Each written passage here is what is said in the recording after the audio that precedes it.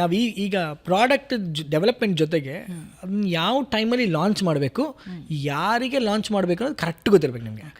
ಈಗ life cycle of a product ಅಂತ ಹೇಳ್ತೀವಿ ನಾವು. ಓಕೆ, ನೀವೇನೋ ಒಂದು ಕ್ರಿಯೇಟಿವ್ ಪೆನ್ ಡೆವಲಪ್ ಮಾಡಿದ್ರಿ ಅಂತ ಇಟ್ಕೊಳ್ಳಿ. ಕ್ರಿಯೇಟಿವ್ ಪೆನ್ ನಿಮಗೆ ಕೈಗೆ ನೋವಾಗಲ್ಲ ಆ್ಯಂಡ್ ಲಾಂಗ್ ರೈಟಿಂಗ್ ಪೆನ್ ಅಂತ ಮಾಡಿದ್ರೆ ಯಾವಾಗ ಲಾಂಚ್ ಮಾಡಬೇಕು?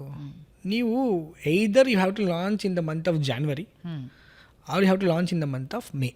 ಓಕೆ, ಇದೆರಡು ಸೀಸನ್. ಯಾಕಂದರೆ ಜನ ಟೈಮ್, ಅದರಲ್ಲೂ ನಿಮಗೆ January is not that good time ಅಂದರೆ, ಬಟ್ ಯು ಕ್ಯಾನ್ ವರ್ಷ ಅಂತ ಅಲ್ಲ, ಹಾಗಲ್ಲ ಮೇಡಮ್, ಅಂತಾನೆ ಅಲ್ಲ. ಎಕ್ಸಾಕ್ಟ್ಲಿ. ಓಕೆ, ನಿಮಗೆ ಪೆನ್ ಯಾವಾಗ ಖರ್ಚು ಜಾಸ್ತಿ ಆಗುತ್ತೆ? ಪರೀಕ್ಷೆ ಟೈಮಲ್ಲಿ. ಪರೀಕ್ಷೆ ಟೈಮಲ್ಲಿ ನೀವು ಮಾರ್ಚಲ್ಲಿ ಲಾಂಚ್ ಮಾಡಿದ್ರೆ ತೊಗೊಳಲ್ಲ ಜನ, ನಿಜ. ಹೆದರಿಕೆ ಇರುತ್ತೆ. ಪೆನ್ ಸರಿ ಬರೀತದೋ ಇಲ್ಲೋ, ಅದು ಹ್ಯಾಂಡ್ ರೈಟಿಂಗ್ ಸರಿ ತಗೊಳುತ್ತೋ ಇಲ್ಲೋ, ಅಪ್ರೂವಿಂಗ್ ಪೀರಿಯಡ್ ಬೇಕು. Exactly, the proving period. That ನೀವು ಜನವರಿಲಿ ತೊಗೊಂಡ್ರೆ ಜನ ಫೆಬ್ರವರಿ ಮಾರ್ಚಲ್ಲಿ ಯು ಗಾಟ್ ಯುನೋ ಅದಕ್ಕೆ ಯೂಸ್ ಟು ಇಟ್ ಆಗಿರ್ತೀರ. ಪೆನ್ಗೆ ಸರಿ ಬರೀತದ, ಎಷ್ಟು ದಪ್ಪ ಬರೀತದೆ, ಲಾಟ್ ಆಫ್ ಥಿಂಗ್ಸ್. ನಾವು ಆಸ್ ಅ ಸ್ಟೂಡೆಂಟ್ ನಾವು ಯೋಚನೆ ಮಾಡಿದ್ರೆ ಎಷ್ಟು ದಪ್ಪ ಬರೀತದ ಪೆನ್ನು ನಿಮ್ಗೆ ಗೊತ್ತಿರ್ಬೋದು. 0.5 ಪೆನ್ನು, 0.7 ಪೆನ್ನು. ನಾವೆಲ್ಲ ಸ್ಕೂಲ್ಗೆ ಹೋಗ್ಬೇಕಾದ್ರೆ ಎಕ್ಸಾಮ್ ಬರೆಯೋದ್ರೆ 0.5 ಬೇಕು, ಆ ಥರದ್ದೆಲ್ಲ ಇತ್ತಲ್ವಾ. ಸಿ, ಈ ಥರ ಒಂದು ಟೈಮ್ ಪೀರಿಯಡ್ ಅಂತ ಇಟ್ಕೊಂತೀವಿ ನಾವು. ಯಾವ ಟೈಮಲ್ಲಿ ಲಾಂಚ್